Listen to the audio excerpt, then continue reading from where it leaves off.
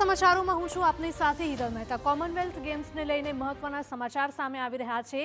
ગ્લાસગોમાં મળનારી બેઠક અને તેને લઈને સાંજે નિર્ણય આવી શકે છે। કોમનવેલ્થના આયોજન અંગે અંતિમ નિર્ણય આજે આવશે। અમદાવાદને યજમાન પદ મળશે કે નહીં તે અંગે આજે નિર્ણય લેવામાં આવશે।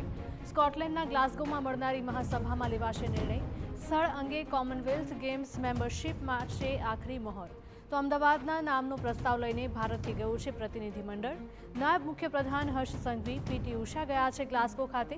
આજે સાંજે કોમનવેલ્થની યજમાની અંગે થઈ શકે છે મોટી જાહેરાત।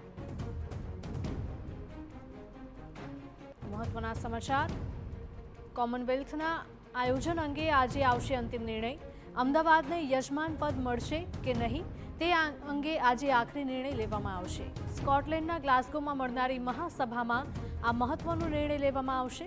સ્થળ અંગે કોમનવેલ્થ ગેમ્સ મેમ્બરશિપ મારશે આખરી મહોર। તો અમદાવાદના નામનો પ્રસ્તાવ લઈને ભારતથી ડેલિગેશન ગયું છે। નાયબ મુખ્યપ્રધાન હર્ષ સંઘવી, પીટી ઉષા પણ ગ્લાસગો ગયા છે। આજે સાંજે કોમનવેલ્થની યજમાની અંગે મોટી જાહેરાત થઈ શકે। કોમનવેલ્થના આયોજન અંગે આજે અંતિમ નિર્ણય લેવાઈ શકે છે। છેલ્લા ઘણા સમયથી અમદાવાદમાં પણ તેને લઈને ચર્ચાઓ ચાલી રહી હતી, મીટિંગ પણ કરવામાં આવી રહી હતી અને હવે ભારતીય ડેલિગેશન છે તે ગ્લાસગોની મુલાકાતે ગયું છે અને ત્યાં આજે જે બેઠક મળનારી છે તે ખૂબ જ મહત્વની સાબિત થઈ શકે છે, કારણ કે આ જ બેઠકમાં તે આખરી નિર્ણય લેવામાં આવશે કે કોમનવેલ્થ ગેમ્સ કે આખરે ક્યાં યોજવામાં આવશે।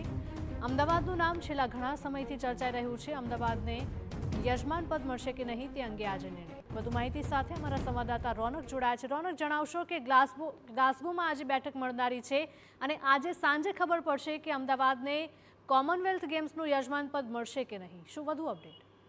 બિલકુલથી પાછલા કેટલાય સમયથી કેન્દ્ર સરકાર અને ગુજરાત સરકાર છે તે કોમનવેલ્થ સહિત જે ઓલિમ્પિક ગેમ્સ છે તેની યજમાની કરવા માટેના જે પ્રયાસ છે તે કરી રહ્યું છે। યોગ્ય ઇન્ફ્રાસ્ટ્રક્ચર કે જે રમતગમતના આયોજન માટે હોવું જોઈએ તેને તૈયાર કરવાની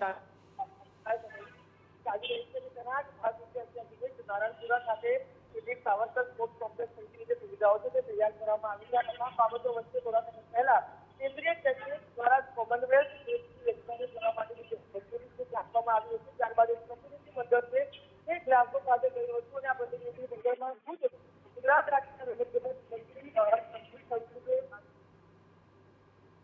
રોનક, માહિતી બદલ આપનો આભાર। તો અમદાવાદને યજમાન પદ મળશે કે નહીં તે અંગે આજે નિર્ણય લેવામાં આવશે। સ્કોટલેન્ડના ગ્લાસગોમાં મળનારી મહાસભામાં લેવાશે નિર્ણય।